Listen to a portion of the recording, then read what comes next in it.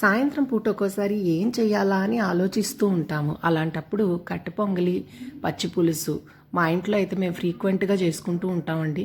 పచ్చి పులుసు మీరెలా చేస్తారో, మేమైతే కాల్చిన వంకాయల్ని తొక్క తీసి ఆ గుజ్జుని యాడ్ చేస్తాము. చాలా బాగుంటుంది. చూడండి, ఇలాగ అందరూ చేసుకునే పద్ధతే. ఎండుమిరపకాయలు, ఉప్పు, జీలకర్ర వేసి బాగా కలుపుకొని వంకాయ తొక్క తీసేసి వంకాయ గుజ్జు కూడా కలిపేసి అలాగే కొన్ని ఉల్లిపాయలు వేసి అవి కూడా కలుపుకొని కొంచెం చింతపండు పులుసు పోసేసి బెల్లం బాగా వేయాలండి, బాగుంటుంది. బెల్లం వేసి కొన్ని నీళ్లు పోసి బాగా కలుపుకోవాలి.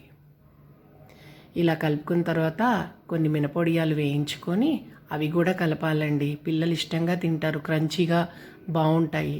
అలాగే కట్టు పొంగల్ చేసేసి తిరగమాత వేసేసుకొని ఇలా ఇచ్చారనుకోండి, పిల్లలు ఇష్టంగా తింటారు.